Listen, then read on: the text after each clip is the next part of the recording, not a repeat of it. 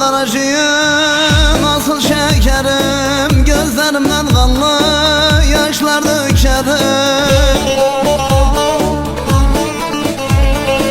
Kimim var ki aney, kime giderim, neler çektiğimi bir ben bilirim. Kimim var ki aney, nereye giderim, neler çektiğimi bir ben bilirim. Aney ben bilirim, bacım ben bilirim, neler çektiğimi bir ben bilirim.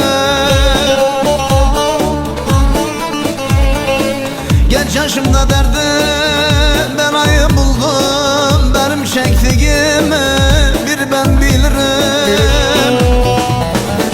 Genç yaşımda derdim ben ayı buldum, neler çektiğimi bir ben bilirim.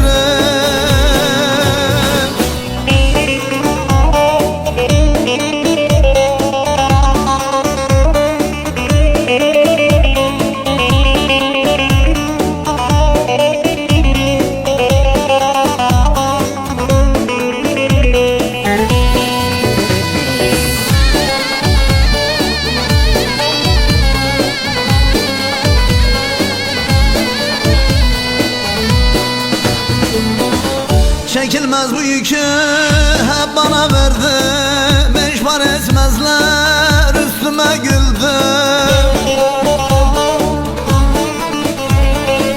Sen yoksun yanımda belim büküldü, benim çektiğimi bir ben bilirim. Sen yoksun yanımda boynum bükülü, neler çektiğimi bir ben bilirim.